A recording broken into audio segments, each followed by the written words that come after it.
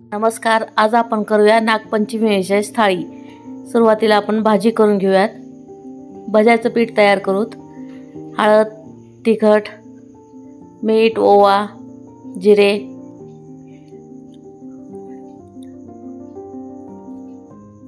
हिंग, पाणी घालून मिक्स करूयात।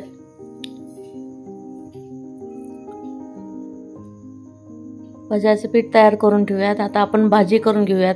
मेथीची, जिरे, मोहरी,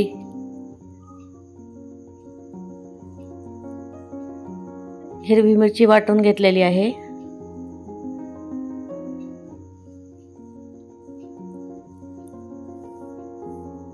हिंग टाकू, हळद टाकू, 2 चमचे तिखट टाकायचं आहे।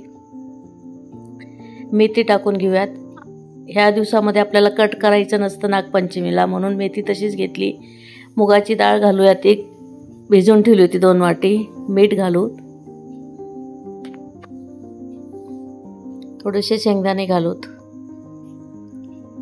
झाकण ठेवून आपण हे शिजवून घेऊयात। आता आपण मीठकूट तयार करून घेऊयात।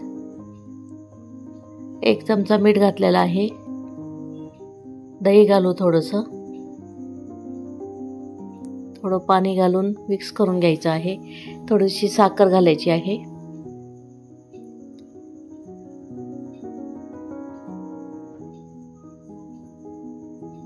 आता आपण त्याला फोडणी घालून घेऊयात।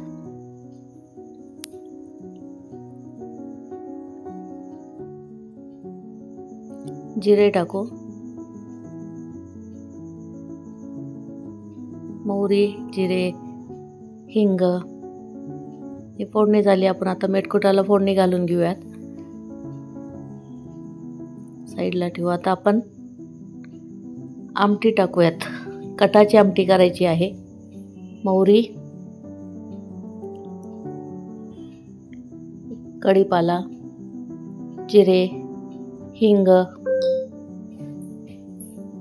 तिखट घालायचं आहे, गरम मसाला घालायचा आहे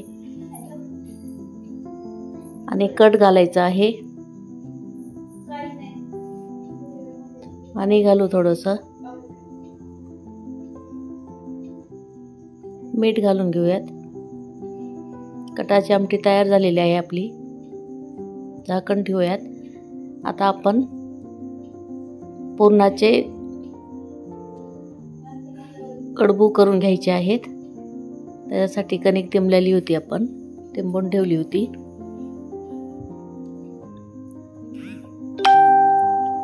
छोटं पुरीसारखं लाटून घ्यायचं आहे आपण, पातळ असं। त्यात आता आपण पुरण ठेवूयात।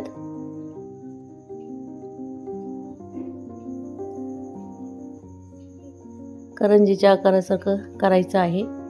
एका थाळीला आपण तेल लावून घेऊयात।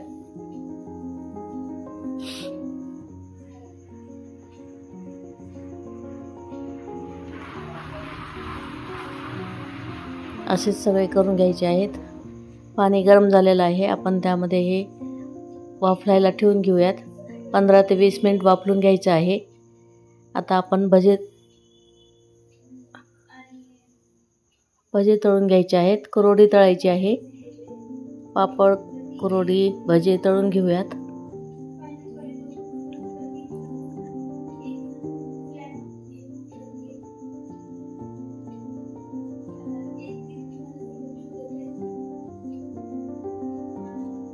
आळूचे भजे करायचे आहेत।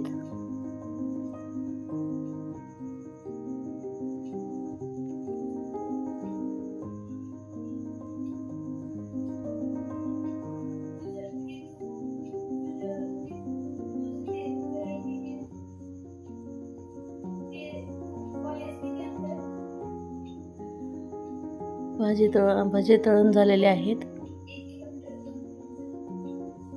आता आपण ताट वाढू। मीठकूट वाढायचं आहे, भाजी वाढायची आहे, भजे वाढायचे आहेत, पापड, कुरवडी, आमटी, पुरी,